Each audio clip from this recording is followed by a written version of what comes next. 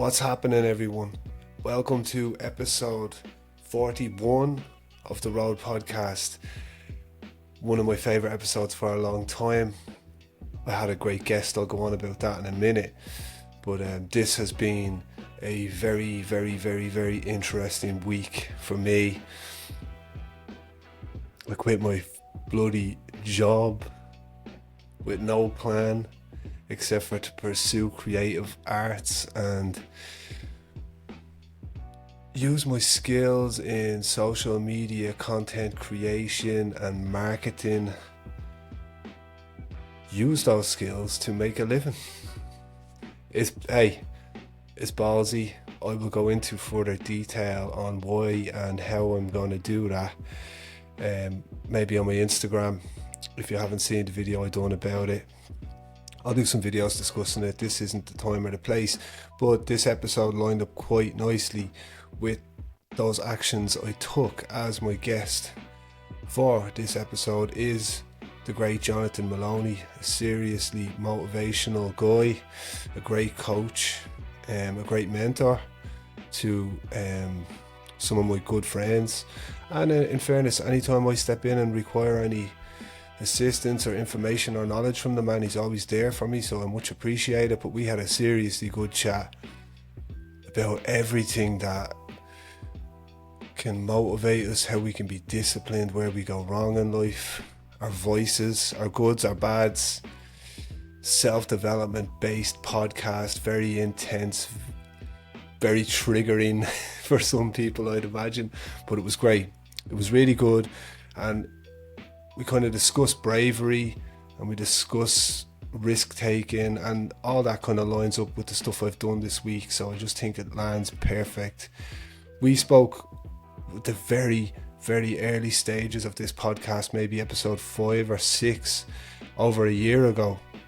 He came on as a guest and we had a good chat, but I've come a long way since then, and he's gone a lot, and even further distance since then. So it was good to catch up, reevaluate and see where we're at, and it's cool to see the progress when you reflect on it. It was good, man. It was good. I had the most busy weekend.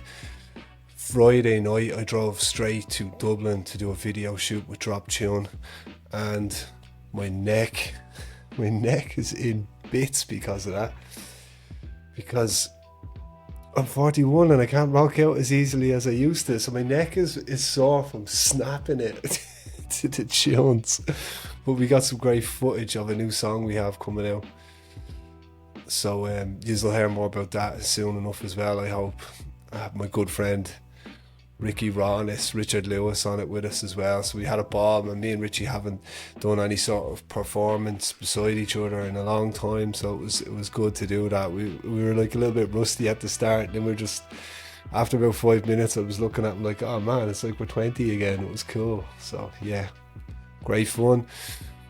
But yeah, we were doing that till about 11 o'clock on Friday, and then Saturday morning at 6 a.m. I'm straight back up in the car to go train a weightlifting session with Johnny Maloney before we done this podcast. So we were on fire then, we were well engaged by the time we got talking. I hope that translates in this video. Take your time to enjoy it, there's a lot going on in this. Have fun and get back at me if you have any questions. And for those of you that want to discuss social media marketing, or you need someone to work with on content creation, your man's here. That's what I'm going to be doing now, so good times ahead. Take care of yourselves, enjoy episode 41, have a good week. This of course is the Road Podcast. Much love. Right, brother, episode 2. What? Episode 2. We said we'd do it again, and it's a pleasure to be here, man. I know, but look, it's been a big year, like watching your journey and your growth as well, and this last year has been insane, like, and that's what this is all about, like even like your podcast, me, what I'm doing, it's about inspiring people. Like that's what it's about. It's about stepping out of your comfort zone and actually living a life that you enjoy. Do you know what I mean? Like you're doing something that you're passionate behind, and that's like that's all it started for me. Like I started, like we touched on it before in the last podcast. It was basically me unhappy with where I was in life. Yeah. Like I was in a rut, like, and people from the outside looking in didn't think I was unhappy. But I always had ambition, always had a call and wanting to be more, wanting to help people, wanting to encourage people, and you fall into patterns in lives. And I know we're going deep from the start here. It's okay, I expected like, that. People fall into patterns. They fall into a pattern of, I get up, I go to work, I have a few drinks the weekend, I have a meal with the family the weekend, and then that level of life is what they just stay in for the rest of their life. Look, this isn't for everybody. If people are happy and content with that life, I'm not targeting them. I don't want to help inspire them. If they're content, I want people to be happy and content. I want them to love their life. So if people are happy with that and having the family and having certain things in their life that they know may not be benefiting them, but they're content, that's okay. But I'm about the other people that aren't happy, that want more, that want to have ambition, that like look at something and say, I want that. Like, I don't think there's many people in this world that don't want more out of life. They don't want more better relationships. They don't want more money. They don't want more peace in their own head. They don't want to look physically better. Like that's human. That's what we're put here for. We're put here to evolve through a journey. We're not put here to go and gamble, drink, fucking all these distractions that we're given, binge watch Netflix. They're all there to keep you fucking stuck. They're 100%. All there to keep you distracted and stuck. So society has you in a position to go and be a worker, go pay tax, go on a holiday once a year, go and borrow money for a car, go and borrow money for a house. Now you're caught in a trap that you can't get out of. Yes. You see? This is a big thing for me at the moment, obviously. But let's go back, man. We moved so fast. Yeah, I know. We get from every time me and you sit together, we're like, pop, but that's the way we are. But yeah, it's been a year. I believe I've evolved a lot. I watch you, I see you've evolved you're going through that ceiling. So congratulations on that. Cheers, yeah. No, look, it's been this whole journey's been tough. Like, look, amazing things happened this year. Like, I got married. Like, I got married to Stacey. Like, get to call her my wife now. Like, I'm chuffed. Like, do you know what I mean? I don't think she ever thought it would happen. I don't think she ever thought it would happen. And look, it's like, when I look back, like, I was saying it to you earlier in the gym. I've got two beautiful girls that I fucking adore. Like, they're my life. That's why I do what I do. Like, do you know what I mean? That's why I step out of my comfort zone. That's why I push myself. If they can see a dad and a man that's not afraid to go after what he wants, that's not afraid to wake up and do a bit of hard work, that's not afraid to step out of his comfort zone, that's learning to control his emotions, his temper, his everything, that's going to make them be able to do that. They're going to say, well, this is the norm. This is what my dad did. Exactly. He went after what he wanted. So now my kids are going to grow up going after what they want and realising it's achievable. Instead of seeing me going through the motions every day, just fucking plodding along through life, getting a little bit better each year, to go all in on what you want. And that's what I'd say to my girl. Like, Layla's 8, and I say it to her. I say, baby, what's your dreams? And she's like, oh, I want to be this, I want to be that. Right, let's go. Let's go. All in. Let's go. So now she's in Taekwondo. She's so adamant she's going to be a black belt by 12, 13. She's in stage school. She's adamant she's going to be a performer. She's getting piano lessons. She's adamant she's going to be a singer. And like, her confidence in everything. She used to walk into Taekwondo 4 years ago, and she'd be standing in the corner, that little shy kid, no friends, didn't know anyone. Dad, I don't want to get up. I don't want to get up onto the. Dad, can we go? And I was like, baby, come on, you can do this. And just little steps. And the old me would never have been consistent with bringing her. Yeah. The old me would have been flaky as fuck and brought her on a Tuesday. Friday would have came, I've got to do this Friday. Look, let's miss it this week. But for me instilling my self-discipline that I've instilled, for showing up for myself, now I've shown up for her. She gets to go to Taekwondo every week. I bring her. Now when her ma says to her on a Friday, do you want to take the day off and go to cinema? She said to her there 2 or 3 weeks ago, moms are flaky. Moms want a party. Do you know what I mean? Yeah, the moms are more than happy to. So Mammy says, do you want to go to cinema? She goes, Mom, I've Taekwondo. Yeah, you can miss it tonight. No. Do you know what I mean? Killer. An 8-year-old saying that. Yeah, that's killer. Yeah, like, and it's like watching her grow and watching her step out of her comfort zone and how she's evolved. That just fucking fills me up, like. That's the ultimate victory for you. 1,000,000%. Yeah. 1,000,000%. Look, as men, if we don't take control of our voices and what crippled us as kids and overcome them, our job is to overcome them. So if it's lack of confidence, if it's alcohol, if it's drug abuse, if it's gambling, if it's anything, if whatever your burden is to bear, you better overcome it. Or your kids will suffer from it. Yes. Because they'll see you suffering from it and they will fall into it. Similar to what I said the last time on the podcast. If Layla sees a representation of a man, or Olivia sees a representation of a man that goes out drinking every weekend, that treats their man with disrespect, that there's always conflict in the house and narking, that doesn't look after his body and eats shit food and curries and takeaways and pizzas once or twice a week or 2 or 3 times a week. And then a man that stays out all night drinking, or a man that comes home at 4 a.m, a man that's lying in bed dying with a hangover once or twice a week. She's gonna think that in her head, that's what a man is. Yes. So subconsciously, she's gonna be attracted to that type of man when she gets older. And that's probably not the best part. Not at all. Like, so like, if I show her what a man is, and look, the old me wasn't a fucking man. I've no shame. I'm not afraid to admit it.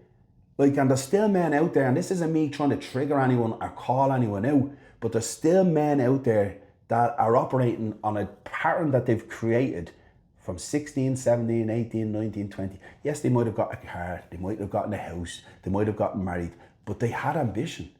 And I want to trigger that. I want to spark that in them. That's real talk. Yeah. That's real talk. And even in a more infantile mentality, I think, and I would include myself in this, I think there's a lot of people walking around as 8, 9-year-olds with broken spirits, but they're fully grown adults, but they still have all them inhibitions and they still have them scars from whatever happened as a kid. And it's very hard to overcome that, but you got to get in here and you got to figure it out. You got to do some digging. It's sitting with the uncomfortableness. Yeah. So society has us built in a way that when something gets uncomfortable, let's get distracted. Yeah. Scroll on Instagram. Or watch Netflix. Oh no, I don't like this thought in my head. I'm going to go for a few points. Like men in general, when we were growing up, someone died, someone was stressed out, let's go to the pub. Yeah. Do you know what I mean? We done. I got some bad news today, I'm going for a pint. Yeah. Do you know what I mean? I got some good news today, I'm going for a pint. Do you know what I mean? It's always today I feel okay, I'm going for a pint. Do you know what I mean? And that halts progress. Yeah. Imagine what we could achieve if we removed the things holding us back. Mm. What's like, it's so expansive. What's the first step? So I know loads of people, I'm not naming them, I know loads of people who I've been around in my life who I look at now and I'm just like, you could be so much better, man. There's like, I can say it because I'm not naming anyone, but I know people who are just like on the bag in the weekdays now. Yeah. Do you know what I mean? Lunchtime, fucking line of coke. Yeah. And see, it didn't start like that. No, it didn't start. It started like with out with the boys for a weekend. Yeah. And it started, I wouldn't do that again. Like, and then next of all, any habit will gather momentum. And it will get greater, and it will get bigger, and it will get stronger. And that entity, and you will become more dependent. And then you will need it more. And then you'll use that as a crutch. Because we go through lives using things as crutches to help prompt us up on the days we feel off. Yeah. So what I try to do with clients is I help reword that. Your crutch is something that's going to move you forward, not pull you fucking back. I'm going to give you tools that you need, mindset tools. I'm going to give you training tools. I'm going to give you knowledge around fitness, nutrition, and mindset that give you the tools and the skill set that when you do feel that negativity and that pull and that self-conscious and that negative self-talk and that self-doubt and that low frequency, because that's all it is, a low frequency that makes you do something and reach for something to hold you up. I'm going to give you the tools to something that's going to build you up. I'm going to give you the tools, and it's going to be difficult. The first time you do it, it's going to be fucking torturous. The second time you do it, it's going to be a little bit easier. But now when you start doing that repeatedly, how many times do people get triggered a day? Loads. But imagine you're doing something that's pushing you forward each time that happens. You're going to fucking blow up. Yeah. You're going to get the life you want. It's like, it's easier to negatively react to something in life 100% than to go, right, well, how do I solve this problem? Yeah. It's easier just to punch the wall. Because it's ingrained in us. Like, look, me personally, I was my worst critic. Like, I was always criticising myself. And then, like, I was always putting myself down, self-talk, negative self-talk. This isn't working for me. I'm not clever enough. I'm not intelligent enough. I'll never be able to do this. I'll never be able to do that. That doesn't serve you in any way. So that's only going to happen when you're in a low frequency. Like we said this morning in the gym, okay? You wake up in the morning, inherently a bit negative. You said to me that you're going to start your day most mornings now by getting up early and getting that workout in. Yes. So you're after going on a new career, new trajectory. You're going to feel fear, self-doubt, worry about like clients, everything else. You're going to have so much going through your head. But if you start with your doing something for you that's going to raise your frequency first thing in the morning, you'll only see solutions. Yeah. You'll get rid of that fear, that anxiety, that self-doubt. You'll have raised your frequency and now you're on a positive trajectory.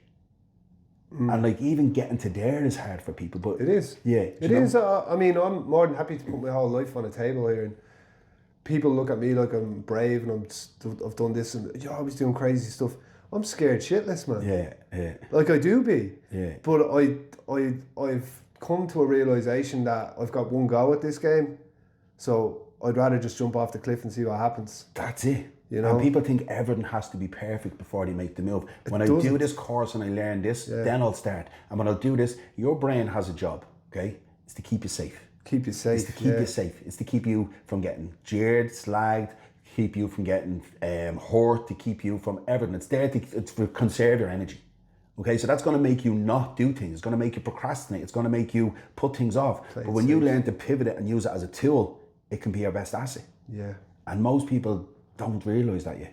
Do you know what I mean? Most people say, if the task is too big, they think of the end goal. But imagine you broke it down into small tasks and you actually fell in love with the process. Fell in love with, right, I'm on this new trajectory of I want to be a fitness coach or I want to lose weight, okay? And you're saying, right, I want to lose the 2 stone. All right, and you're saying, right, this gym session better get me there. And I'm going to do this gym session and I'm going to do 4 this week and I'm going to eat healthier this week. And then at the end of the week, you see the scales is the same. And you're like, I'm after busting my balls, like going to that gym. This is a load of shit. And then you stop. You've been it. Yeah. But imagine you only judge yourself by, did I show up today and do the work? Just that one. Did I get to the gym? Yeah. Like I have clients that when they start with me, okay? And it's so, they're coming like so out of touch, like, because they want the goal, but they always set the bar so low. Look, I just lose to love a stone. It's just something. And I'm saying, right, let's go. Like, so look, all I'm going to do is make your actual actions aligned with that outcome. So they're like, right, so I'll gather their weight, their height, their expenditure. I'll gather what type of cardio they enjoy doing. Are they a member of a gym? Whatever it is that's them. Then what foods they enjoy. I'm going to make small little changes. Yeah. And that's going to be they're going to be able to stick to them consistently to build that self-trust. Like I got a guy there starting me and I said to him, he said he's going to go to the gym 3 days a week. He's going to do his full program. And I says, right, he missed 1 day, missed 2 days. I said, look, I don't even want you to do the program. I just want you to build a habit of showing up in the gym 3 times. Put down you're going to go this time. Just get there, walk around the environment, get on a treadmill for 10 minutes and leave. We're building the consistency and trust with yourself to show up for yourself. And I want you to be proud that you showed up and you got there. Now, once we have that built, then we can start adding on more. But people say to themselves, I've got this new 7 program exercise. I'm going to go to the gym. I'm going to do the 7 exercises. I'm going to do the cardio. And it's too much for them at one step. It's overwhelming. Yeah, reverse engineer it and break it down. Yeah, 100%. And the funny thing about what you were talking about there is, and when you got into this game, I thought you were just going to show people how to lift weights and stuff. Yeah. But it's like that doesn't even matter. No, that's the entry fee. That's the entry you start telling me about some of the examples of some of your clients, and I'm like, you've turned their life around. Because they've always had that ambition in them. Yeah. Like they've always had that in them. So my goal isn't to, yes, it's to get you physically fit, mentally strong, but then your purpose comes out of it. Like I was talking to you earlier, last year, I've got a couple of clients, I did that booklet there, we did a vision planning booklet, okay? So we had an in-person event, everybody came, got a mindset coach in to speak to them, we did a quick exercise training day to go through form, execution, tempo, and I said, guys, look, we're gonna do some vision planning, because when you put pen to paper, well, how often do people actually get to sit and think about how they want to design their life? Nowadays, they don't. Never, because we're so distracted. Dude, even in the fucking gym, if you look around in between sets, everyone's doing that. It's insane. I'm guilty as well. I keep having to correct myself on that, because it's like everything you think you want is on this black screen. And we have to start learning to push that away. And that's the quality of a coach. Yeah. Because a coach, you get a coach, okay, and then you tell him your goal. He's going to keep pulling you back to align your actions with the goal. You'll keep wandering off on your own. I've seen this keto diet on Instagram. I've seen this way of lifting weights today. This fella did this exercise and look at his arms. I've seen this fella starved himself for 3 days and he got a body cleanse and he feels amazing. So your brain is going to be bouncing between all of these, wanting to do them all, and you still don't get results. But if you have a coach that's walked the walk, that's done it for multiple people before, that's gotten them results, and he's touching base with you, giving you a program where your actions are aligned with the outcome you want, and he just keeps pulling you back on track every time you wander off. Now you're consistently keeping your actions aligned. Now you're building that consistency with the actions that are aligned to the outcome you want. Now you get the outcome you want. But when you don't have a coach, everyone's not emotionally stable enough to stick to the journey. Yeah. Like a big thing with the coaching is, if I have a client and they're struggling, look, let's just jump on a quick call. I've been there, I've been through what you're going. I know your brain is telling you you've got a million things going on. I know there was a death in the family. I know that the dog was sick. I know that job is extra busy now at the moment. But it doesn't have to be all or nothing. Everything can be tweaked and adjusted to suit you where you currently are, to get you through that phase, to then get us back. But we don't stop everything, let it all fall to shit, only to start again. That's what happens. People, they miss 1-2 sessions and then they just bin it. It's gone, yeah. But it's not, even on sessions like I've done it for so many years. I come up with a business idea, and then this, and then this will go to this, and I'll put this here, and then I'll get customers here, and if I made this phone call, and then it becomes this big huge monster, and I look at it and go, you don't know what you're talking about, you can't do that. You know what I mean? But what you're saying is implementing like small steps, and you build this thing. Yeah. It's not done in a day, it's not done in a week. Like the impact I want to have, the trajectory this is going, I'm just following my conscience. Yeah. Like all I've done over the last 3 years is work on me. I've worked on anything that's popped up, whether it was my drinking at the weekends, whether it was gambling, whether it was fucking eating shit food, whether it was being a reactive type of person, angsty, aggressive, do you know what I mean, in certain situations. And I said, these are all behaviour traits that aren't who I want to be and aren't what shows. So how can I overcome them? Whether it's procrastinating about doing something. So I'm constantly working. I mean, like you said there at the gym, when you go to the gym and you're on the phone and you're trying to, I was the exact same like that 2 or 3 years ago, and I said to myself, right, this is making my gym sessions an hour and a half. This is making me lose my intensity between sets because I'm not focused. So I said, right, phone, do not disturb.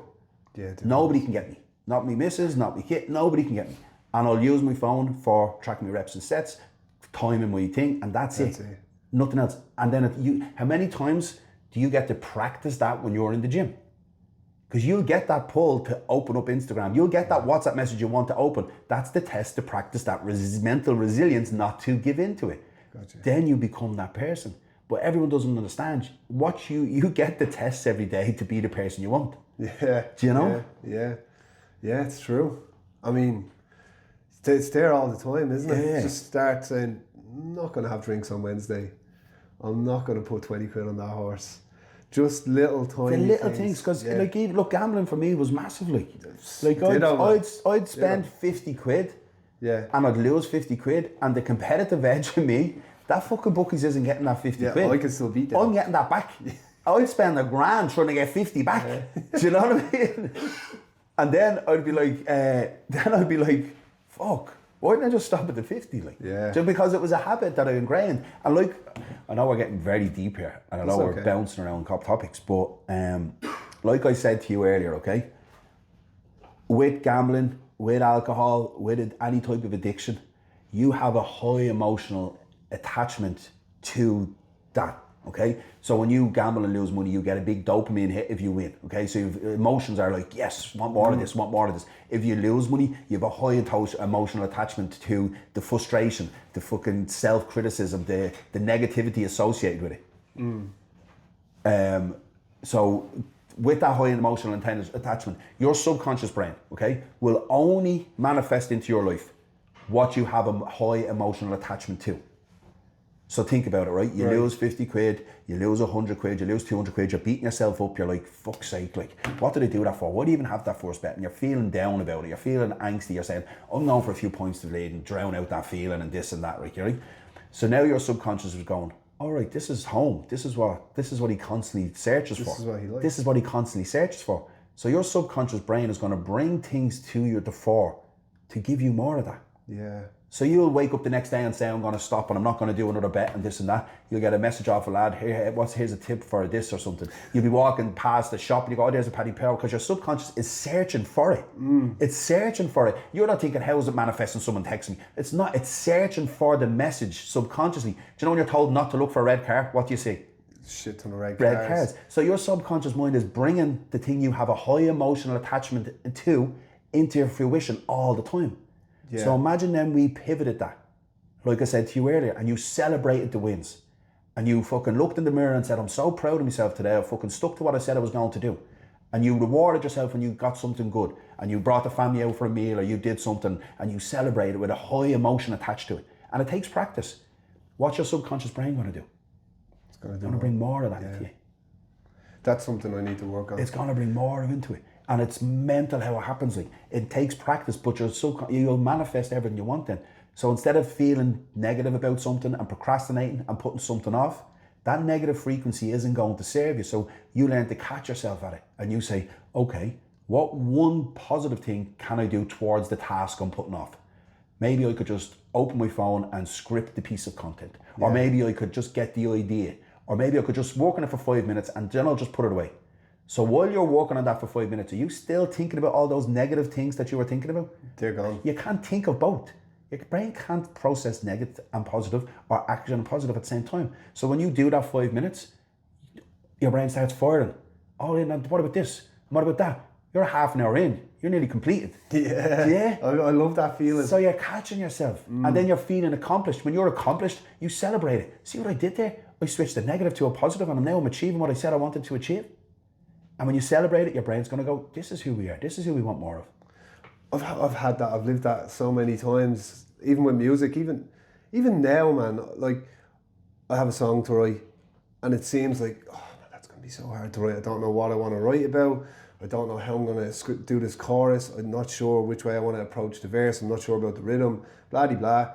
From a musical perspective, and then I'll just sit down, and I still write with a pad.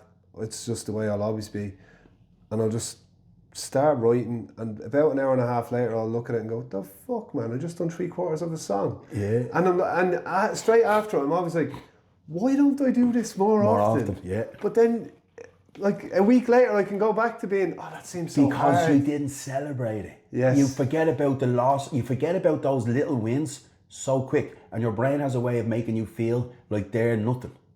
But your brain has you making you feel about the bad things, they're fucking everything. So you're like I said it to somebody the other day, they lost 2 kg, okay, in the space of 2 weeks. I said, fucking celebrate that, be proud of it. Oh no, I was like, are you still celebrating? Are you still happy about it? No, like I didn't lose anything this week, like. They forgot. And I was like, look at all the good you've done. You haven't put on weight. You've still stuck to your gym, your steps, your water. You're still stuck to everything else. So I said, when you start speaking negatively about what you want, it's only going to attract more negativity into your life. And it's only going to make it harder. So speak positive, celebrate the wins. Look, a big thing is you'll never overcome a low frequency or negative self-talk by thinking. By thinking? By thinking. You'll never outthink it. Okay. Never. How do we beat it? Action. Action. Action is the only thing. So if you have something you want to do, whether it's a gym session, you'll never outthink the lack of motivation. You'll never outthink. The minute you start negotiating with yourself, best of luck. You can't fucking read a book about motivation and it's not going to save you. No, it's action. Yeah. It's action. So like you've got a low frequency, you're feeling shit, you're trying to think your way out of it, and your brain is going to say, yeah, later sounds fucking great. Later sounds amazing. Let's do it later. Definitely. And you're like saying, yeah, later does sound good, doesn't it? Yeah, and he's going to be back at 7 and he's going to mind the kids, and then at 7, that sounds great, Brian. Let's do it at 7. 7 o'clock comes around.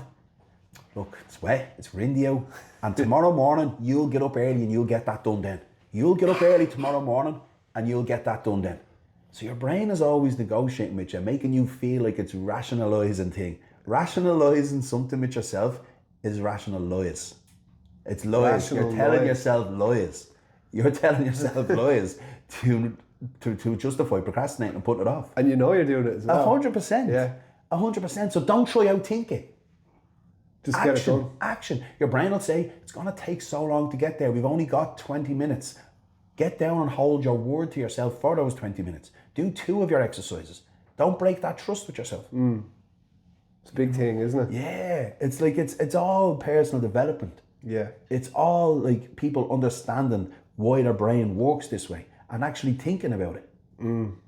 For me, a big thing was making sure whatever the task may be, like the 10,000 push-ups, physically 10,000 push-ups is fine for me because I've been training for fucking 20 years or something.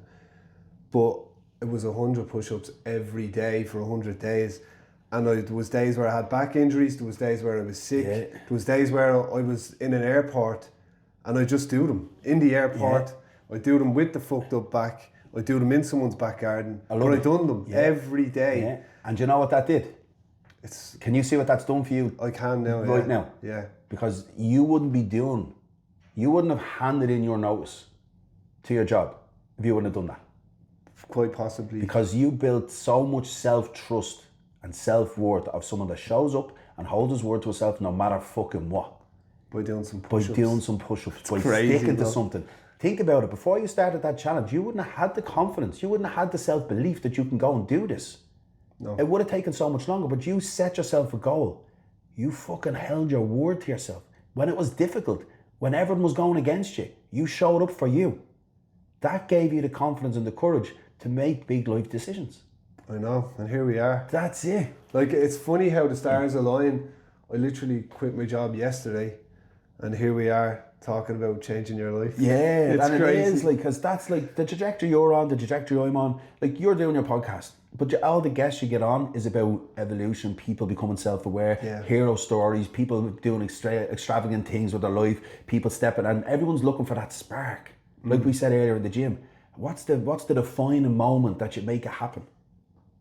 Everyone wants that, like, give me that, I want that, how can I fix myself quick?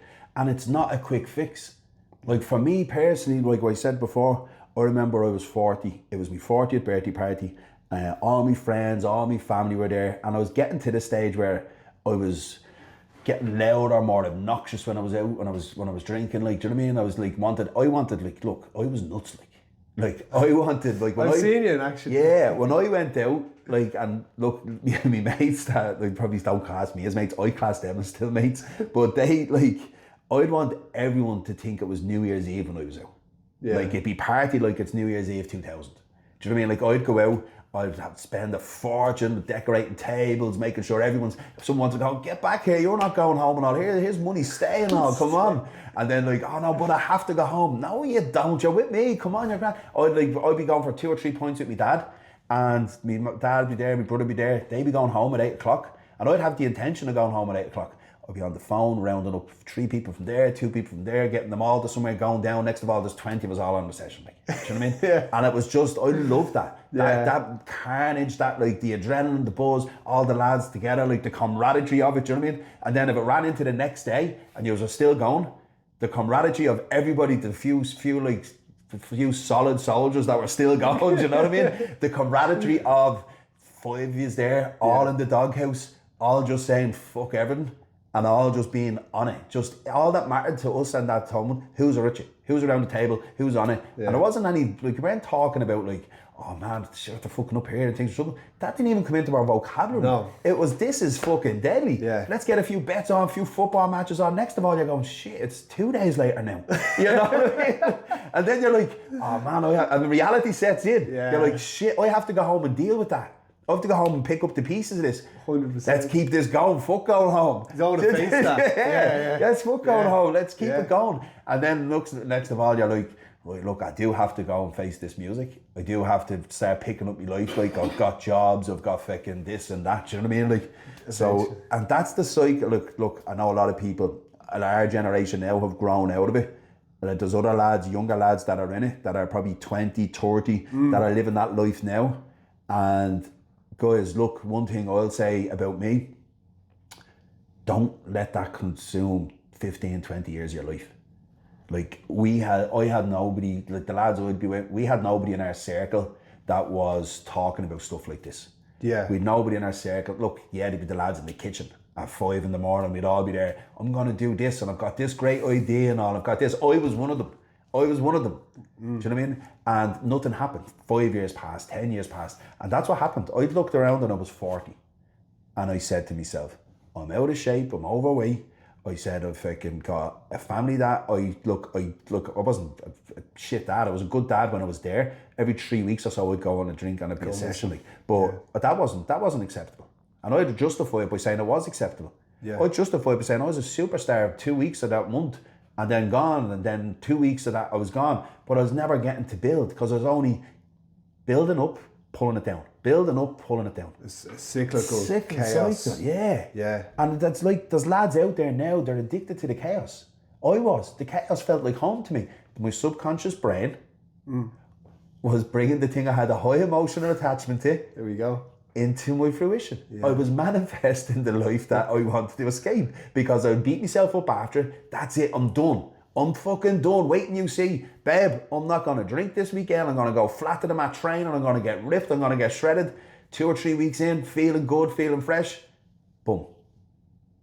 Same Back again. to it. Same again. I from an outside perspective, what looked to me, what changed you was that you put yourself out in the public and said, lads, this is what I'm going to do. Yeah. Like from day one, you've documented everything. Yeah. Just standing out your back garden, take your top off and go, I'm out of shape, I'm going to change. Yeah. And then all the time you were putting it up and I was like, oh, interesting. And then I was like, fuck, oh, he's evolving. And then next thing you start coaching, and then I was watching you like a hawk. Because it's the extra bit of accountability. Putting it out So there. when you say something to yourself, you'll always break that promise to yourself. Yes. But when you do something and you say it out loud and you say it to people to hold you accountable, my ego wouldn't have let me fail. Yeah, because My ego wouldn't have let me say fail. Oh, there's Johnny. Well, look, great effort, bud. You tried now. Yeah. And that's what I said. Like the story I keep going back to. Like I woke up in Kilmoyne with the lads every second Friday, and it humbles me so much going up to them. Like I love going up there because it's lads that are taking responsibility for their lives. They've got struggles like most people do nowadays, but don't actually acknowledge that they do.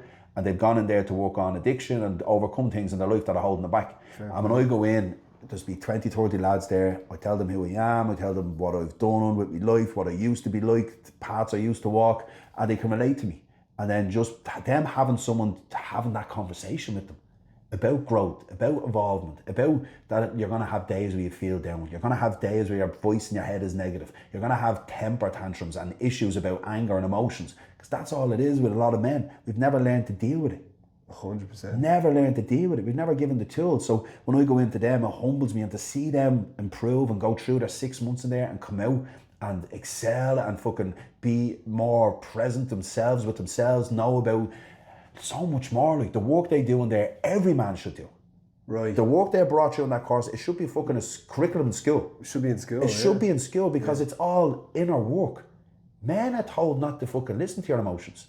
Yeah, Men are told to be macho. You're a man, go smash him up. Yeah. Do you know what I mean? Egotistical maniacs.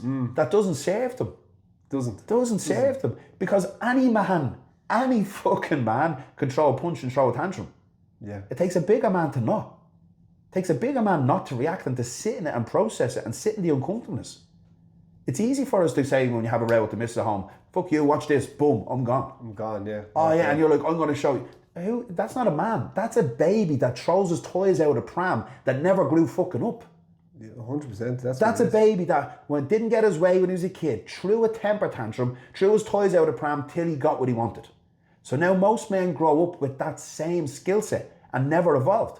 I'm not getting my way. They'll throw a punch, they'll throw anger issues, they'll fucking disrespect their wife, their kids, their partner, they'll go run to drink, run to vices, and they'll ruin their lives because they never learn to sit with something uncomfortable.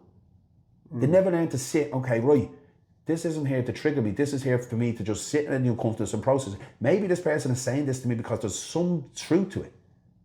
Which 9 times out of 10, there's fucking a lot of truth. There is, yeah. There's a lot of truth to it. It's not, oh, she's wrecking my head again. Yeah. Why though? Why? Yeah.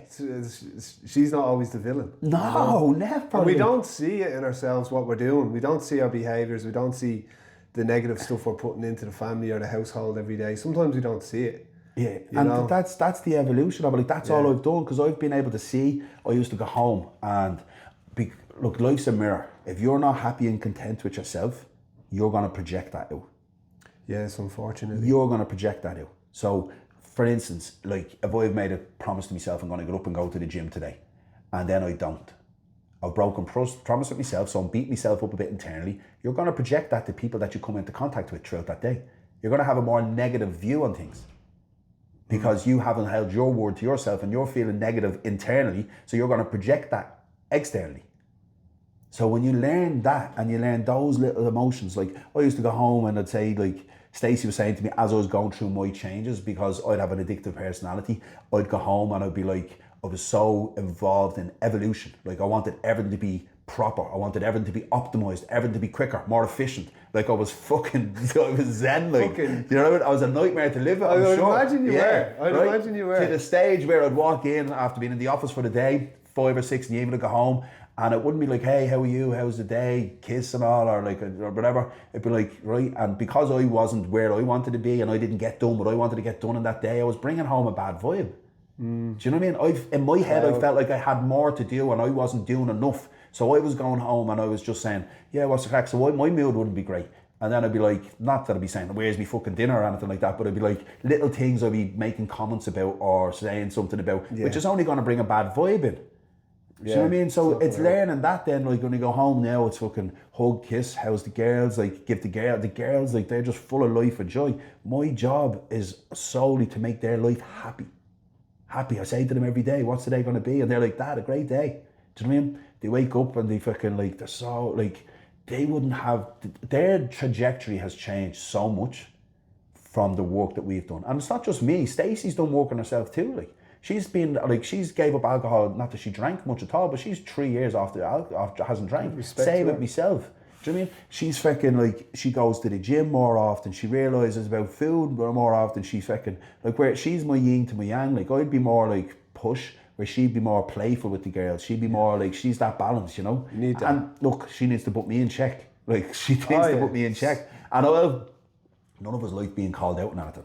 None of us like being called out. We get defensive. Defensive straight away. Yeah. But now I've learned, and she's learning, not to get triggered. This isn't something to trigger you. This is something to make us work something to work on, discuss. Like, it is. It's easier to snap back than to evaluate the situation and say, well, maybe I am doing something wrong. It is easier to just go, yeah, but what about when you do this? Yeah, that's it. That's what happens. Yeah. Well, what about when you go that yesterday? And she says, I'm the master of that. Yeah. Because she says, I can't win a fucking row with you. I can't win a battle with you. You have all this ammunition. Yeah, because I'm fucking like... Yeah, I know. And she's like, you just fucking pivot into, yeah, well, if I'll do this, you do this. Do you know what I mean? And I rationalise everything, rationalise. Do you know what I mean? And it's, but look, getting back to the core of it all, look, at the journey for me has been tough as well. Like, there hasn't been plain sailing.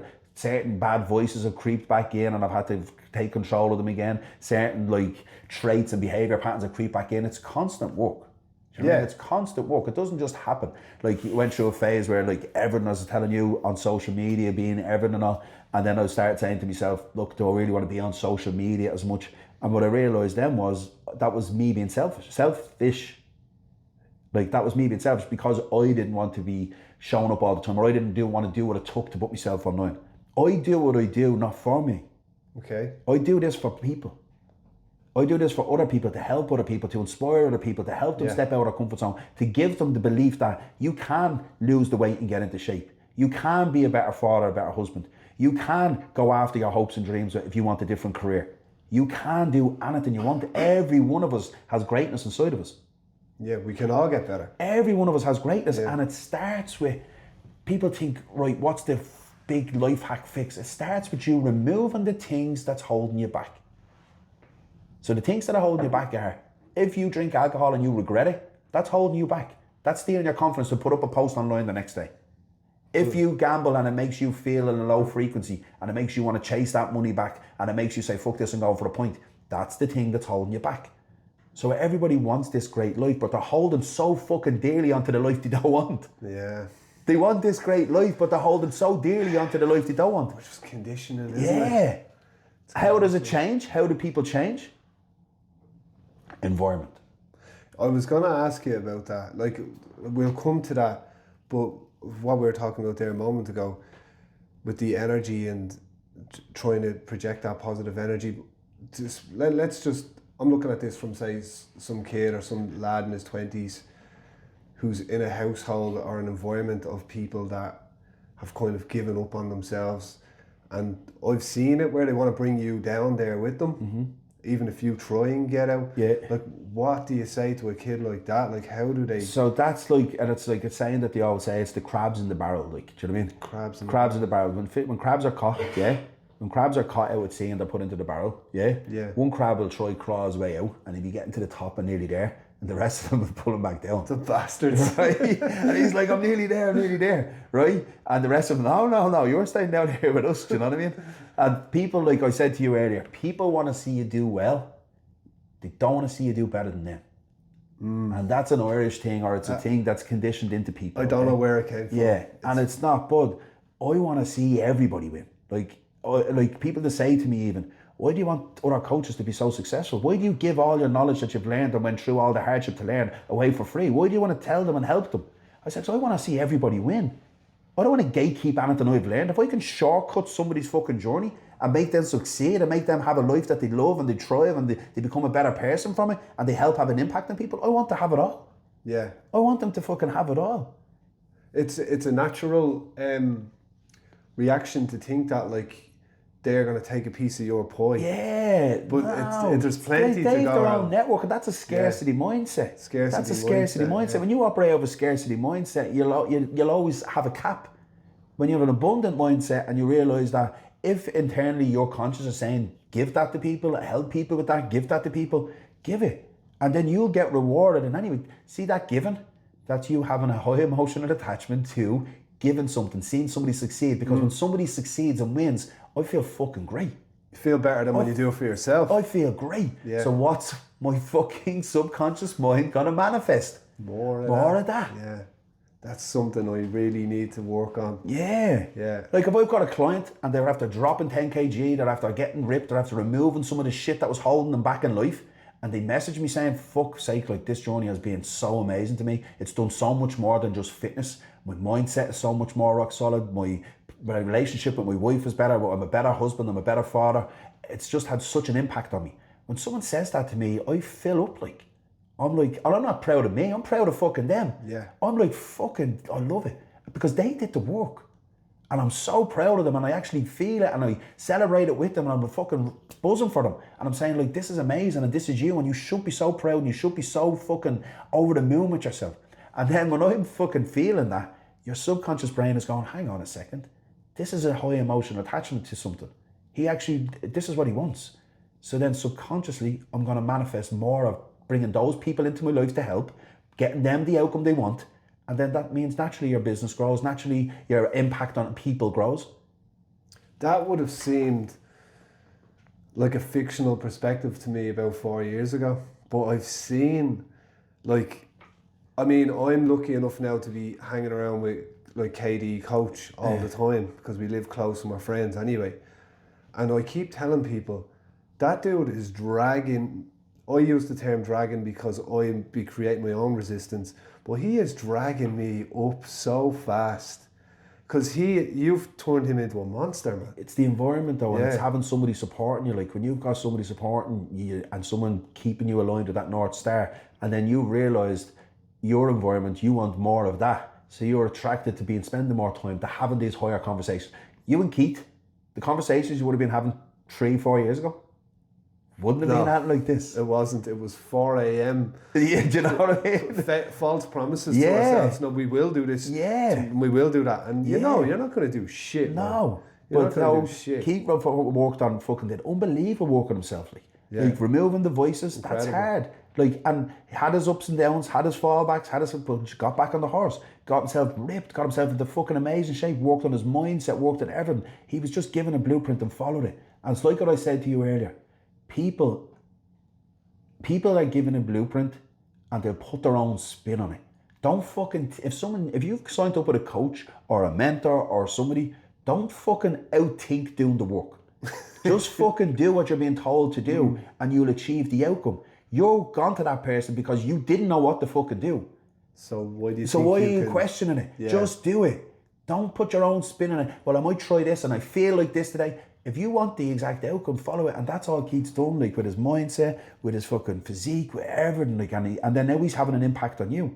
So because he has his network of people to inspire. Like he's working with Philly Doyle, he was working with other lads, and he's inspiring them and bringing them on a journey. When you have somebody in your circle that's on that journey and that's willing to have a conversation with you and that's willing to spend time with you and sees your potential, that's all it takes. You know, and I'm lucky enough to have a bit of that around me, and it's great. But even if you don't, right, what I do in the morning now, and I know this is something you'll be a big proponent of as well, and I probably inadvertently got it from you, is listening to people speak, like motivational speakers, people who are inspired, who have inspiring stories. I get up, and on the way to the job I didn't like, I'd be listening to that. Yeah. And I'd be going, and by the time I get into work, I'd be like, you're better than this. Mm-hmm. And now I've done it, you know what I'm saying? I have done it. And people think I'm fucking crazy. No, because you've rewired your brain. Because instead of you giving yourself that time to be negative on the way to work, gone off for fuck's sake. So you'd spend that 45 minutes having a negative argument with yourself. Why can't I do this? Why can't I do that? Right now you're listening to positivity. You're listening to positivity on the way. So now your trajectory is going to change for the day. You're going to see opportunities where chances can come into light. You're going to feel a little more confident. You're going to feel that self-belief. Positive content, people don't understand the power of it. And it's something Keith implemented religiously, regimental. Like I said to him, don't you skip this. I say it to all my clients. Do not skip this one step. Every morning, start your day with it. Some form of forward movement, walking, running, cardio, whatever it is, and positive content in your head. That alone, if anyone else is listening to this now, and they're feeling lost, feeling stuck, feeling like they don't know what the next fucking step is, start your day every morning, hold your word to yourself with one wake-up time. 5 a.m, 6 a.m, doesn't matter. Pick a time, stick to it for 7 days. Listen to positive content for a half an hour every morning and just get some steps in. That alone will fucking make you see life in a different way. 100%. In a different way. It's incredible, isn't it? Yeah, it's unbelievable because you're filling your head with it. Like even with my clients, like I say to them, when you get a trigger, when someone triggers you to, you had a row with somebody and then you run to food or you run to do something or you run to skip the gym, don't make that decision right there and then. Go for a walk around the block for 5 minutes and just listen to some positive content. Then see what you want to do. Then see what you want to do. And what happens? The whole outcome is completely different. It's wild, isn't it? It's different. Yeah, it's wild. Because you're not thinking of the negativity and thinking about that scenario and all the ifs and the ands and the buts and if I had said this and if I had done that and she's a fucker and he's a fucker and how dare they speak to me like that. No, you're not giving your brain the time to process all that. You're moving your body forward and you're listening to something positive and inspiring and motivational. Your brain can't be thinking about that while that. By the time you get back from that 5-10 minute walk, you're a different person. You're in a different state. Fuck. I think we should all have mandatory mentorship once a week. Yeah, 100%. Because these little realignment moments, like mental resets that the likes of you can give people and give me as well. This podcast is a great fucking excuse for me to get this kind of data. You know? Look, but it's I'll be on it now. Like when I'm back to work tomorrow, back working on my new hustles, I'm gonna be fucking on it, you know. But that's brilliant, because it's giving you that drive, that motivation. You're becoming more engulfed in that type of like content, that type of environment. Do you know what I mean? You're hungry for more of it. Like even with your podcast, that's what you're doing. You're extracting knowledge from people. Yeah. You're extracting knowledge. But the thing is, we can get over-consumed with extracting knowledge. We can get over, oh no, well I'm listening to this and this. Yes, it's all great. But we don't have a knowledge problem in society. We have an application problem. Application. We'll all get these amazing ideas and we'll do this. Apply it consistently. Action. Apply it consistently. Everybody knows what they should be doing. Yeah. Apply it. So you came up there, right? I said to you, my negative mindset creeps in, trigger creeps in. All you do is 5 minute walk around the block, fill your head with positive content. Now, how many times are you going to do it? Apply it. Like, pause this podcast now and go and do it. Come back to the podcast. Definitely. It's that simple. It's application. And look, life is going to give you so many tests to apply. You're going to get so many different opportunities. Something will happen today and you'll go, hang on, but your default is to react. Yeah. Make this your reaction. Make that your default reaction. I'm actually going to use that. How do you make it your default reaction? By just fucking doing it once. Now you've rewired your pattern. Okay, we did this once. It's a little bit difficult. It was very hard to fucking not just emotionally react. It was very hard, but I moved my body and I listened to something positive. Okay. I think this will come in quite handy in a domestic argument scenario. 100%. I think this is where it would really come in. Definitely. Before I say this, I'm going to go out for 5 minutes, I'll come back and then... Wait and you see a relationship fucking used to bond so much more. Wait and you see it. Because you're not going to react and trigger her. Your missus might say something to trigger you or something, and you might take it up the wrong way, depending on the way the day is going. You might perceive it in a certain way, and then you'll react, and then that causes friction in the house. Where if you say, hang on, I'll be back in a sec. You've gone around the block. If anything, your steps are going to get up, right? Right? But you go for a walk. Like, my neighbours must think I'm a fucking psychopath. I do it. Boom, out the door, I'm gone, right? But then when you get back, you're a different person in a different state. Yeah. And you're not reacting emotionally, you're reacting logically. And you can say, look, I see where you're coming from. 100%. Now. Yeah. 100%. Yeah. It's diffused. It's diffused. Yeah, interesting. Yeah. And it's the same with anything. If you've got a task to do or an assignment to do or if you've got something to do, never make the decision. It's so hard to go from sitting on the couch, scrolling, watching Netflix, picking up a bag of popcorn to hit a gym, fucking on a treadmill for an hour. That's minus 0 to fucking 100. It's all the way up there. It's really hard to get. Okay, so don't make the decision while you're in that state. Don't make a decision while you're in that state and that environment. You're in that low state, sitting there, just watching telly, really should be in the gym. Actually, hang on, I'm not going to make the decision. The gym isn't even in my fucking vocabulary. I know I'm not going to go, but what I will do is, I'm going to actually just walk around the block 2 or 3 times and I'm going to just listen to something positive. Now, what's the likelihood of you going to the gym? I know I'm going to the gym after 30, 40, 50% better than what it was. Yeah, 100%. Because you're just gradually putting yourself into the state to make the right choice. But people try to think, how do I get motivated? You don't. It's the put yourself into the state. And as I said to you earlier on, you'll never, what was the way I said it? You'll never outthink a low state or low frequency. You'll never outthink negative talk. Action will alleviate it. Action will alleviate it. So we're not talking about you're on the couch and you want to go to the gym, okay? We're not thinking get from the couch to the gym, get there fucking now. No, don't take the action towards that. Take the action towards something that's going to elevate your state, which is something small. Get up and prep a meal, but listen to positive content. Go for a walk around the block 2 or 3 times, listen to positive content. Listen to this podcast. Listen to this podcast. Seems so simplistic, but it's just a really effective reality. 100% effective. 100% effective. Yeah. If everybody learned that they're just on a low frequency and they just need to change their frequency. So they're in a vortex of negativity and criticism and self-talk and my life's so busy and I've got 4 kids and I've got a job and I've got all of these great things. Everybody's life's busy. Whatever you have the highest value towards and want to achieve, you'll make sure it gets done. Everyone that's busy is committed to picking the kids up from school and dropping them and not missing it. Yeah. Do you know what I mean? They're not going to be leaving the kids there at the gate at 10 o'clock and go, yeah, I just didn't feel like going today. But you'll do that to the gym.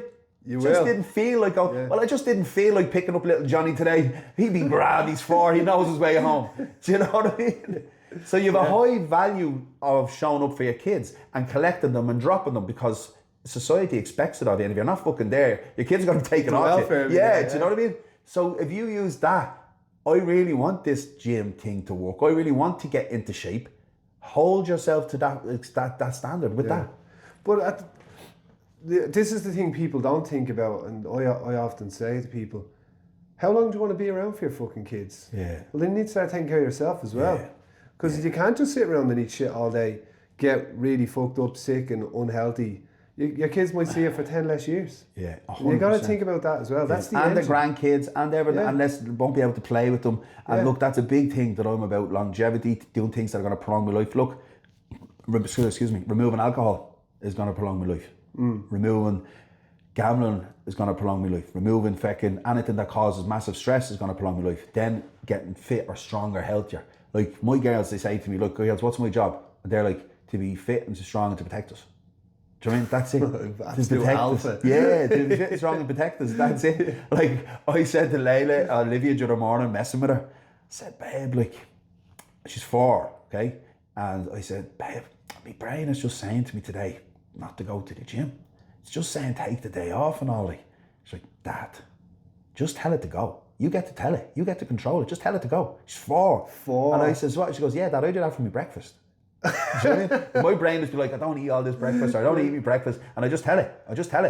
Do you know what I mean? She's 4. She's eating a bowl of porridge with blueberries, raspberries, some almond butter. Do you know what I mean? Like, me taking out control of my health and fitness has a massive impact. It has leaked into there. Like, their breakfast is the same as mine. Yeah. Their bedtime snack is fucking Greek yogurt, a Italian protein with some strawberries. Yeah. Their lunch, what you want for dinner? What you want? Chicken and rice, dad with sweet chili sauce, or veg. Like, do you know what I mean? It's amazing, actually. Like, and now that's normal to them. People that are listening to this now, that aren't at that level, not a level, but aren't even in an environment to think that's actually not normal. You're in an environment where fried foods and fucking oven chips and fucking takeaways and everything is the norm, and everyone around you thinks that's the norm. So me saying this is going to feel like a threat to you or a trigger to you. You're going to feel that I'm attacking your fucking comfortable foods and your life that you fucking hate, where you get motivated to go to the gym every 3 to 6 months to get there for a week and feel fucking great, but then you realise I'm not really making the progress I want, and then you fall back into that pattern. So me showcasing the journey I've been on, what I've removed, what I've overcome, is supposed to trigger people. It's supposed to trigger them. It's supposed to make them feel uncomfortable. That's what I want to do. I want to be a pattern disruptor and show you, if I can fucking do this, so can you. Exactly. But don't say they want it. They want it. If they didn't want it, you wouldn't try every 3 or 6 months to get to the gym, to eat healthier. So don't fucking lie to me or you. You want it. So don't get triggered by me. Get inquisitive. You're a mirror to them, though. That's it. You're a mirror to their own failures. That's the problem. But it's not a problem. That's why they look at you and go, fuck that cunt. Fuck him, He's touched. He doesn't drink anymore. He's a space cadet. He's fucking... Oh, he's up at 5 every morning. No. It's a trigger to them. Yeah. And all I want to do is show them. I want to document my journey to showcase how I went from this, to this, to this, to being an online fitness coach, to then working with clients that I mentor for the business with Mark Holds and the crew with Coach and Concierge, that how like my environment has changed along the journey. And if they can see shit, I remember when he fucking put up a picture and he was fucking, it looked like bleeding Tyson Fury when he was on the gargle and bleeding. Kind of did. Do you know what I mean? When he was a big slob ogre looking motherfucker. Then he got ripped, then he got shredded, then he did a photo shoot, put on a load of fake fucking tan. Do you know what I mean? And then his journey just kept changing. Then he got married. Then his daughters, they were consistent going to their activities. She's looked later now as a black belt. I remember when she started and he was bringing her when she was small. I want to show them because it's standards. And if I can show them that I can do it, they get the belief that they can. But they will hate. People will hate first. People will hate. I've had lads that have sent me abuse. I'll have lads that have slagged me behind my back. I'll have lads that have taken the piss off me. I'll take the hate. You have to. I'll take the hate to have the impact on you down the road. Because those exact same lads, a couple of them have come to me now. But you're still fucking going. I'm ready, like, show us. Really? Do you know what I mean? Yeah. And you have to put that aside and go... Of course, because I don't get attracted. The hate doesn't trigger me. Yeah. The hate, I know what it's doing. I'm holding up a mirror to certain behaviours you have in your life. And that's not me thinking I'm better than anybody. I was that person. I was you. 10 times worse. You're a much better man than fucking I was. But you could be better. Well, like, when you say you don't... It bounces off you. That's a big thing for most people. They're afraid to put themselves out in case somebody says to state you. Yeah, but look, how do you? So it becomes from that's ego. It's ego. That's ego stopping you.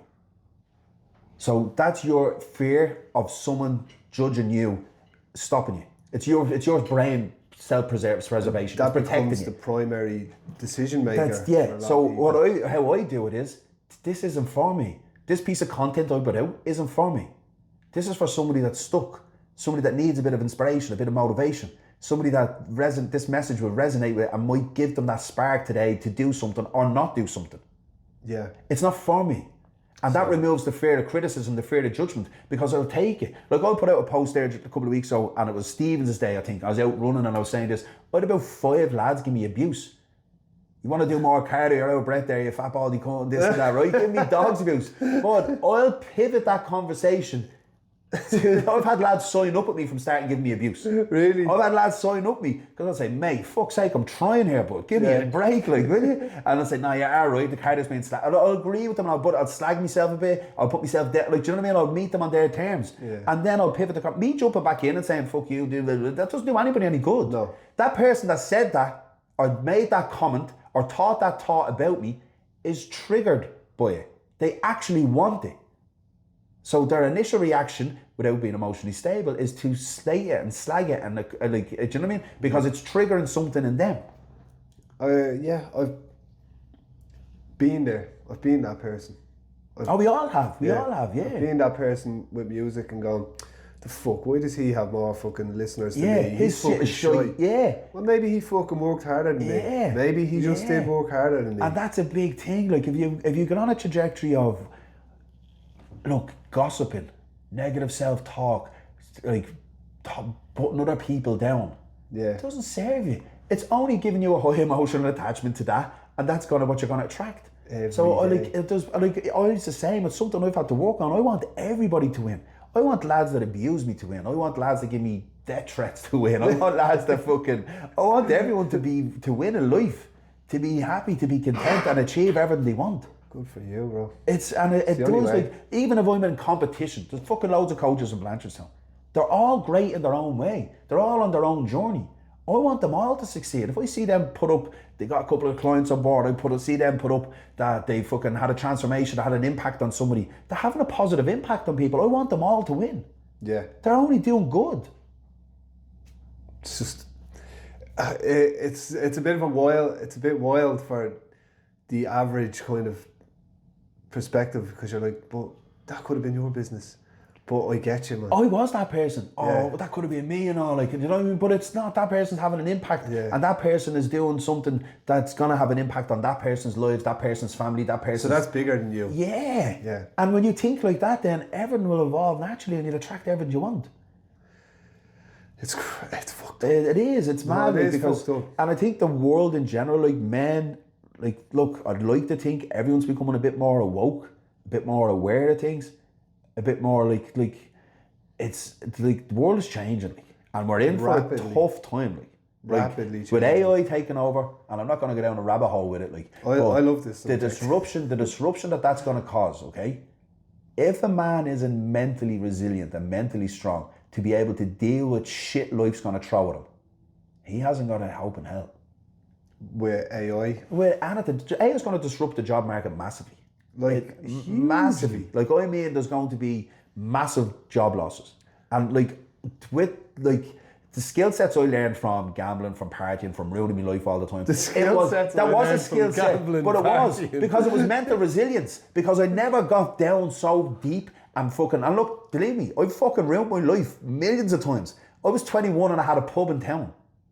I had a pub in town for 5 years, making fucking serious dough. A guy who's 21 and loves to party has a pub. It's a recipe for disaster. And I got that pub successful, made it making serious dough, and then I just said, I'm successful, right, how can I ruin this?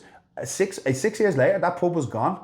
I was back in my man's box room. Good job. Back in my man's box room. Mission accomplished. Walking up to Cloney Village to collect me dough, right? After being earning 15, 20 grand a week that pub was doing. I wasn't earning that, but I was paying myself a decent wage. Yeah. So I was always used to building myself up and ruining myself. Building myself up and ruining myself. I never stopped and said, hang on a second, because I was emotionally attached to the ruining of myself, and subconsciously my brain would get to a level and I would say, this feels like home. Do you know what I mean? Yeah. So now it's learning to sit in the uncomfortableness sometimes of not always growing at a rapid pace. Steady is good. Steady is good, and a little bit of growth is good. Instead of fucking falling back down.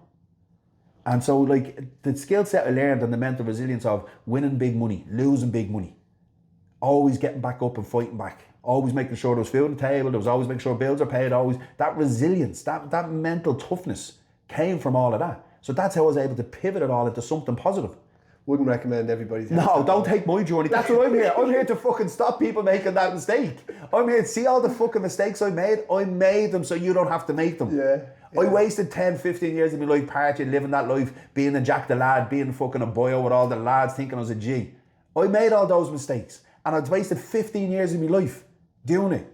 Because there's certain people that can have things in their life in moderation and not ruin their life. And there's other people that can't. And if you're one of them that can't, and it always ruins you and always brings you back to something you regret, and you're hungover and you're after ruining relationships, ruining jobs, that has to be removed from your life. And stop fooling yourself. You can be one of those people that can have it in their life. Most people will feel like, but how come he can do it? How can he go for 4 or 5 points and go home and his life isn't ruined and he's still getting promotions and work and still progressing? But why is it always me that stays out for a day and then ruins me relationships and then loses me job and then this? Because you're one of those people that can't have that in your life. Simple as. That's it. Don't fucking try always think you can. You'll go out with the best intentions and say, I'm going to go home after 5 points with Billy. Yeah, that's it. Billy's going home. Yeah, see you later. Billy, you'll lose what I'm saying now. Do you know what I mean? Every time, man. Yeah. Every time. It's fucking hilarious. That was me. I had to jump in there, sorry. That was me. I was doing that content and I said, right, what's it going to be? Is it going to be fucking sessions with the lads or is it going to be family? Because the sessions with the lads will eventually put you in the grave by 60. It's not even put you in the grave, but it will take you away from your family. Yeah. Take you away from your family. You lose like the thoughts of me not being there. Like I've core things I do every day. 5 a.m. wake up, non-negotiable, self-trust. Okay, build self-trust in myself. My wedding day. Okay, my wedding day I was up at 5 a.m. My wedding day after my wedding I was up at 5 a.m. Okay, it's something that it's a self-trust in myself. It's my core discipline. I need discipline. Men need to be told a message in a way that it does fucking trigger them for it to resonate. Yeah. Men don't need somebody saying, look, you probably could be doing... No, they need to be called out in a way that they're fucking feeling like that behaviour is being threatened. That they are capable of more and that they're just fucking settling. Like, I don't want just to settle because you want to have that fucking physique. You want to have that job. You want to have that career. Don't fucking settle. And don't feel like I'm triggering you because I think I'm better than you. I'm fucking not better than anybody, but I'm fighting for your fucking life that you want more than you are sometimes. Do you know what I mean? Time, yeah. I'm fighting for your life more than you. That's why I do what I do. I take risks to avoid the ghosts of regret. Yeah, big one. You know? Yeah. I don't want to be like in 25 years, however long I live, I don't want to be at the cusp of death going, Adam, you fucked up. Yeah. I don't want all them ghosts around me. Yeah. You know? Like, and it is, like, I've heard stuff like that too, like, and it is, like, it's very hard to go through life and fucking say, this is what I wanted to experience, or this is what I wanted to try, and why didn't I go after it? So you better get it done. Yeah, get it done. And that's what happened, like, it was similar, like, I turned 40, and it was fear.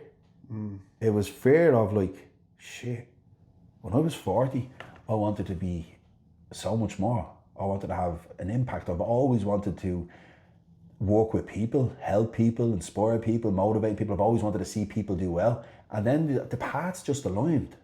Like, I got myself fixed first and I realised what was holding me back. Like, I got a coach. Like, I got a coach myself that showed me different things that I didn't know from being a personal trainer. Got me more focused on, shout out to Josh. Josh, shout out to you. But found out, sorry, I got accountability from him, okay? I got guidance with my actions aligned with what I want. Kept bringing me back to that North Star. This is what we're working towards. What I was saying, no, but I really want this. No, this is what we're working towards. This is the goal we set at the start. Because your goal will have a way of fucking drifting to say, no, this is what we want now. No, you don't. You set this goal. This is what you wanted at this point in time.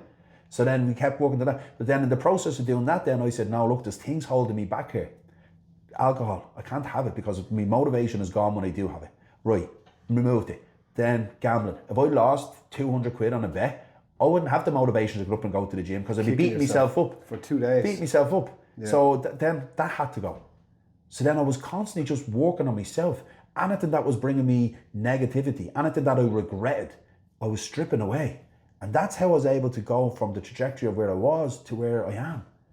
I'm constantly asking myself, what do I regret? What am I avoiding? Right, that's where my biggest results are coming from. Bury myself in it. So if somebody doesn't have a mentor like Josh or you or Keith, can they start this pathway themselves? Can they just sit down with a pen and pad and go, yeah, they can, but it's so hard. It's hard. It's hard, right? The first thing to do is get fucking real with yourself. Take accountability for where you are right now. You're living the life you asked for. Every action you did got you to where you are. If you're fucking 5 kg, 10 kg, 20 kg overweight, your actions got you there. You not being able to stop yourself putting food in your mouth got you there. That's your baby. And take accountability for it. Not your fucking sickness, not your sore leg, not your fucking busy job. Your actions got you there. Because if you have a busy job, you could have easily chose to eat fucking healthier. No, that's true. You know what I mean? We always try and blame extreme accountability. Like that's something I always avoided. I always avoided being accountable for my actions. Oh, you won't believe what happened. I bumped into such and such, and then he was doing this, and I was doing that, and then it just all happened. No, I fucking did it. Accountability. Yeah. Extreme accountability, and then say to yourself, right, you're not going to go from 0 to 100. If you're somebody that's looking just to start, well, as I said earlier, move your body with some positive content. Simple. And then just get, like, if your goal is to lose, if I said to somebody and they didn't know anything about the gym or didn't know anything and they were overweight and they wanted to lose weight, they don't fucking need some big fucking awakening to fucking tell them that they shouldn't be eating the foods they're eating and they should be eating more healthier foods. That's something they can fucking just be accountable for and take action on right now. Yeah. If I'm talking to a man that fucking keeps ruining his life every week and isn't where he wants to be in life because he's fucking drinking every weekend and partying and he's going on it for 2 days and he's owing a fortune out to gangsters or whatever the fuck it is, and he's saying, I want to improve my life, why can't I get to where I want to be? Well, hang on a sec, here's an epiphany. Here's a fucking epiphany. Why don't you stop drinking? Oh yeah, well maybe. Never thought of that. Yeah, look, 9 times out of 10, your biggest results are coming from a removal process. Yeah. What you remove, not what you fucking add on. Not adding shit on. Not buying this and joining that and doing this. You're right. It's a removal process. Figure out what's fucking me up and cut it out. It's simple. I don't have time to go to the gym. And guess what? That's free. Free. That's fucking free. Instead of coming to me or a coach or fucking somebody, be accountable. Say to yourself, right, I'm in this position. What can I remove from my life to help me get out of it? That I'm doing. What behaviours am I doing that are keeping me stuck? Even simple ones though. It's like, come home from work, don't eat your dinner, sit on the couch and get the biscuits out. No, earn that. Earn to fucking sit down for an hour. Like, I'll always earn my first coffee of the day. I'll always put a reward at the end of something I've done that I didn't really want to do or that I found that was difficult. So now I'm earning it. So it's like, if you fucking don't have time for the gym, and you're saying, I'm so busy with work, so busy with kids, so busy with school, so busy with this, and my life's just hectic. It's not, it's just bad time management. If you were to look at your gaps throughout the day, you fucking loads of time. Yeah. Everybody has time. We do. If you were to open up your phone and go to Instagram, I could guarantee you're scrolling for 4 hours a day, 3 hours a day. You can look at your time spent on the phone. Yeah. And there's 2-3 hours. You're waking up 10-15 minutes. You're fucking dropping the kids to school 10-15 minutes. You're having a coffee with your friend, waiting on it 10-15 minutes. In the evening, an hour. There's time. There's time. Just how bad do you want it? Yeah. Yeah. How bad do you want it? And look, as I said at the start of this, everybody wants a better life. It's not like everybody does. And when you get real with yourself and say to yourself, I actually do want more. I want a better relationship with my family or my wife. I want a better relationship with my kids. I want to show up more. I want to be able to guide them more. I want to be able to educate them more. Like, the old me wouldn't have been able to teach me kids the things that I'm teaching them now. And that feels so alien to people. Like, me having the conversations I have with my girls now feels so alien because they're not in an environment where they've even had those conversations or being around it even. Do you know what I mean? So then from that then, like, it's just the impact it can have. Like, I was in school when I was younger. I wasn't in shape. I was overweight. I was so self-conscious in school. I'd go to school, go to PE. I'd wait till all the lads went out of changing room before I changed into my PE gear. I was so self-conscious. I wasn't heavily overweight, but I was looking at other lads that were lean and that were ripped. Do you know what I mean? And they were just had that natural physique. Yes. I didn't. So I was self-conscious from that. Lads, summer holidays or whatever like this, or we were out playing football in the green in the summer, the lads running around with the tops off, I'd be like, yeah, now where's my jumper? Do you know what I mean? Because I didn't have, and I was like, so that's like, it stems from that. If you're a parent now and God, like, if kids are overweight and stuff, that's your reason. Don't let them go through school or go through anything with that, like, self-image of themselves. Because it is, if they're not, nobody's saying anything, they're feeling it themselves. They're looking at other kids. I was like that. Why don't I look like them? Why don't I feel like them? So they're growing up like that. If you're the parent, you have the chance to take control of that and not let them go through the misery you went through. If you were overweight as a kid yourself or overweight as a parent and you're showing them, That's your job to fucking take control of your weight, your health, your fitness, so your kids don't suffer the same fucking fate as you. You're gonna upset people with that truth. But it's a fact. Yeah. Like I took control of I didn't want my kids going to school and suffering the same fate that I did. I lacked confidence in all things I've ever done. So that's something I had to overcome. Me being on a podcast, me being on Instagram, that's all it took. That was the old me would never have done that. 2 years ago you weren't doing this. So I had to overcome that. Now me overcoming the lack of confidence, what are my girls going to be when they grow up? They'll only know this version. Confident. Yeah. They're confident, they're stepping up and doing things, they're singing at Christmas parties, they're fucking standing up in taekwondo, teaching classes. And what's that going to do for their career prospects? It's going to change their trajectory for everything. Yeah. So it's the parents' job is to overcome your fucking biggest struggles, your biggest things that have held you back. You overcome them so your kids don't have to go through that exact same fate. I mean, that's the most powerful message you can put on this podcast. That's going to make, if you can't do that for your kids, who the fuck can you do it for? And like, it's going back to it, I remember going to school when I was a kid and overweight, fearing PE day. It's Do you know what I mean? And you still remember it. You still remember it, of course. So strongly. Yeah. Because when you're young, you're so impressionable. That's creating you for the rest of your life. I then had that lack of self-confidence. So I brought that into every environment with me. Me going out with the lads, I wanted them all to like me. I wanted to fit in. So I started doing things to fit in. I started fucking buying everybody drinks, buying me mates, buying them all. Oh, Johnny's coming, watch us, well, I'll get this, I'll get this, I'll get this. Spending money to make myself fit in because I lacked confidence. It's compensating. You're masking it. You're masking it. With fucking, people like me. People think Johnny's great. People think, they love me because Johnny's decorating the table every time he comes out. I'm going home with a full wage packet when Johnny comes in. Is Johnny coming tonight? Yeah, because I lacked confidence. So if I had grown up still doing that, my kids would have grown up at lack of confidence. And they would have carried that through school and still being shy and still being reserved. That alone should be enough fuel for anybody who's thinking about improving themselves. If they have a family, that should be all the fuel that one requires. Yeah, really. It is, like, because if you can't do it for your kids, that's the only driver. Like, there's mornings I don't want to get up at 5 a.m. This isn't for me. This isn't for me. This is for me kids. This is for me clients. If I don't hold myself to that standard, they won't hold themselves to that standard. And like, as I said, like, kids nowadays, they can't escape fucking bullying. They can't escape fucking criticism. They can't escape with WhatsApp groups, with fucking social media, Snapchats, everything. They're going home. If they're getting bullied or criticised in school. Because I remember what I was like. I was in school and the level of bullying that went on in my school was insane. Insane. It was slagging and jeering and like it was, you just take the punches and roll with it. But it subconsciously sits in. Oh, stop. It subconsciously sits in and it forms who you're going to be then for the rest of your life. It's...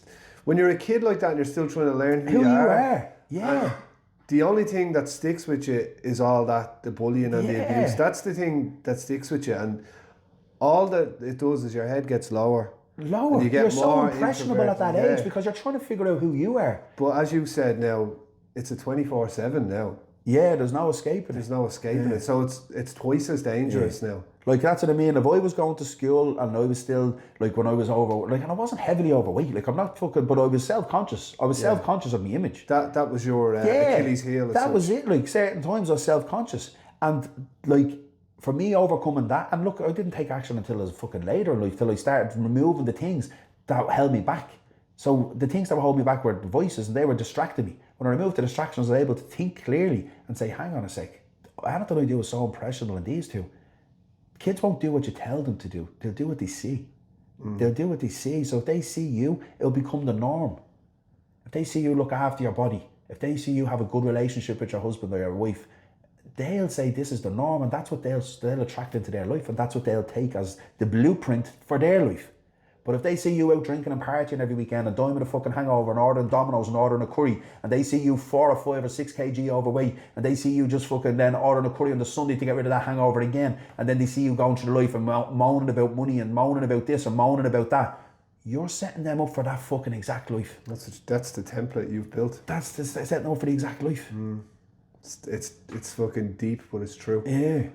And it's hard for people to hear, because if I had heard this when I was 30 or 35, he doesn't even know what he's talking about. He's not in my shoes. Fuck him and all. Who's he think he is? Yeah. And that's exactly what I would have been like. And I know there's people listening to this now thinking that exact same thing. And I'm saying, if you're thinking that, you're triggered. If you're triggered, you want what I'm talking about. And it's resonating with you and it's hurting you on some level. And I don't want to hurt you, I want to help you. It's powerful, bro. Yeah. It's like, it is what it is, you know? It is. It's the cold, stone cold truth. Yeah. And sometimes to have an impact, you have to take the hate. You have to take the hate. Yeah. Like. Well, Because me sitting there and fucking just being mollycoddling and fucking saying, it's not going to fucking change anybody. no, there's other This people year, around I do want to that. focus on disrupting the pattern. Disrupting the pattern and making people just start thinking more about what I'm saying. How are you going to achieve that? I have to be louder. You have to be more boisterous with your content. You have to fucking say it in so many different ways, in so many different scenarios that it resonates on different levels with different people at different times.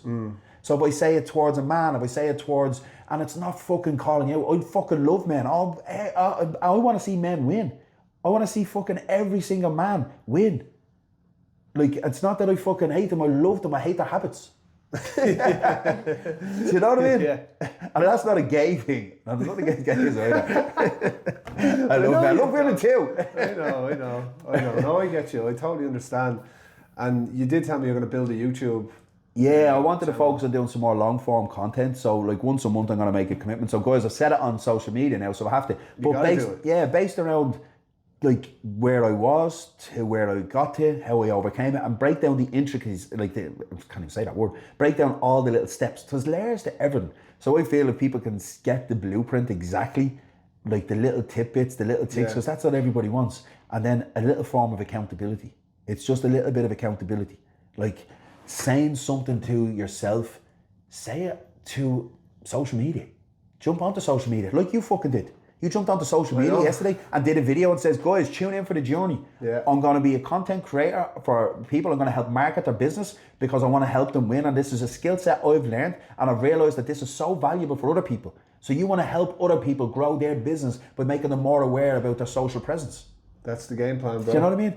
And you've said it online. So I'm not going to let you fucking fail. If I see you quiet, I'll be like, Adam, what the fuck? Yeah, do you think that decision was made easily? It wasn't, but I know I can do it, so it's going to be done. That's it. And look, it's just follow, it's hard for people, but when you follow your conscience, the path will light up along the way. Like. Let me tell you, actually, let me give you an example of my mind trying to find ways out.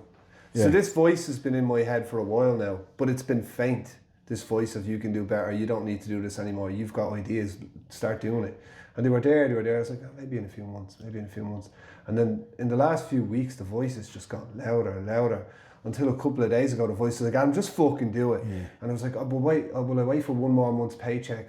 No. Yeah. You'll go and make next month's paycheck. You're gonna have to. So what I needed to do was to burn the bridge. Yeah. And just go, well, now you're here now. Yeah. And that's what I've done. Yeah. So we'll see what happens. And that's it. Like, that's what some people are afraid to do. They're afraid to let go of that version of themselves. And look, I guarantee you, within the last 3, 4, 5, 6 weeks, there was incidents in work, there was comments said, or there was things some expectations that the reminder was getting greater for you to take action. It was. That I don't need this. That this isn't me. This is actually, and it was getting harder and harder, and you were going to work in a more negative mindset, and you were coming home more angry, more frustrated, and more disappointed with yourself. And that's God or the universe or whatever higher power making it harder for you, for making it harder for you to keep putting up with, to keep settling for it, so you take action towards what it is actually you want. It's like you were in the passenger seat in your car every morning, because that's exactly how I felt. What, like going to work, like? Yeah. It's like it got harder and harder to be there as the days have gone on. And that's the universe bringing you to that level to take action. It's saying to you, I'm going to make this so fucking hard for you because you're not doing it on your own. Yeah. So the higher power, higher intelligence is saying to you, this isn't you, this isn't for you, you can do better things with your life, this has served you to got you to where you are, but it has to make it uncomfortable for you to take action. So it got so uncomfortable that you took action. Yeah. And it's like, unfortunately, with a lot of people, with their health, with their fitness, with fucking certain things in their life, they have to get to the fucking bottom of the barrel for them to take action. They have to be in some dramatic life event for them to take action towards what it is they wanted to be. They have to be in, God forbid, a sickness strikes them down, or God forbid they're in an accident or something, and then they come out and they're awoke and their life is turned around. They're more patient, they're more present, they look after their body, they look after their health, their fitness, they're realising shit, I haven't got this forever. I have to take action. You don't really want to wait for that moment. No, that's it. And that's because that moment, some people don't fucking escape that moment. Yeah. Some people with addiction and drugs and gambling and fucking everything else, they don't escape that. That negative mindset gets so fucking deep into their head that some people take their own lives. Literally. And they can't come back from that bottom moment. So don't fucking wait for it. Don't wait till you get to rock bottom to fucking change. Start changing now gradually. Start changing one little step today. One thing can I do? Put the headphones on. Put the headphones on, listen to positive content. Go for a walk. Go for a walk. It is, and it's something I've even thought about doing. Like, I've recorded a lot of my calls with clients. I've recorded a lot of other content to see the message, what actual message is needed in the positive content. So if I can give people positive content, then it's me sort of saying certain things that's going to give them that self-belief, going to give them that, because that's all it is. You're rewiring your brain subconsciously by listening to other people overcoming stuff, but somebody on the phone believing in you, saying you can do this and you're better than this. And when you get that voice in your head consistently, that negative voice gets quieter and the positive voice and your self-belief, like what happened to you, gets greater, and then you take action. And like the one thing you said to me today that stuck with me was the push-up challenge is what got you to have the confidence to do this. That holding your word to yourself builds such self-confidence. Yeah. You showed up when it was difficult in airports. Everywhere. Do you know what I mean? In fucking work. Back gardens. Back gardens. Most people, what would most people do? I'll double up tomorrow. I'll double up tomorrow. There was one, I was in fucking Bergen in Norway on a boat tour with my missus and our parents, and I done it on the boat in front of everyone. Brilliant. I done the 100 push-ups. Brilliant. I was like, I need to do them today. I'm doing them now. I don't give a fuck. Yeah, brilliant. Whoever watches me. Who cares? Yeah. You get it done, and that also cost me nothing. Nothing. And but it's changed me. Changed it. Yeah. And it doesn't cost anything. Holding your word to yourself doesn't. Self-worth, self-trust is what the game is all about. That's what it gives you the confidence. So if somebody's feeling low in confidence and they want to make a big decision and they can't make it, do something consistent every day. Hold your word to yourself every day. Whether it's a run, whether it's a walk, whether it's a gym session, something. Hold your word to yourself for something. When it's difficult, you fucking do it. When you feel like, I can't just do it today, and you do it. From you showing up in them tough times, that's what's building you into the person you've always wanted to be. Yeah. So that's it. That's the fundamental message. It's the bones of the whole thing, really. It is just fucking show up. Show up, but don't make showing up so hard. Like, you made it that it was push-ups. If you had said to yourself, I'm going to commit to jogging fucking 20k every day, it wasn't going to happen. It wasn't going to happen. No. It wasn't feasible. But you said, right, what task can I do? That's low effort. Not low effort, but it's like I can do anywhere. It's achievable. It's achievable. That builds the self-trust. Yeah. That builds the self-worth. And you feel good. Like, when you've done the 100 when it was fucking on the boat, and people are laughing and all of a sudden, you woke up fucking feeling unstoppable. Yeah, I done it, man. Feeling good. Yeah. And it's the same when anyone's on a fitness journey. Like, I have clients where they're given an exact blueprint of meals to eat that they chose, that they stick to see their body fat drop. They learn how to track their food so simply and so, that's no decision. They go to a social event and they've ate their meal before they went. Or they've stuck to their macros that day when it was so fucking easy to grab a bit of this and a bit of that. They say to me, it was fucking great. Like, I was just fucking, I stuck to this and I stuck to that, and I feel so good. Like, I'm so proud of myself. And it's it. They're evolving. Yeah. Yeah. They're proud that they didn't give in to instant gratification and didn't go with the masses and fucking do what everyone else is doing. Just have this, have that, relax, you look great and all. Fuck that. That's for people that don't want fucking greatness and don't want to have a fucking life where they love. You want the life that you love, learn what your biggest fucking thing is and overcome it. Yeah, man. What's your biggest burden that's held you back all your life, and work gradually in overcoming it. So if it's your weight, if you're ashamed of your body and you're a man and you haven't got a physique or you haven't got whatever it is, if it's a job that you've always wanted to go after, if it's that you've got anger issues, if it's that you've got addiction or voices, that's your burden to overcome. And when you overcome that, on the other side of it is the life you want. Boom. Let's wrap it up with that message, man. Yeah. No, look, it's been good. I'm probably sorry you didn't even get a chance to speak. Fuck's sake. I speak all the time. People have heard me speak. It's fine.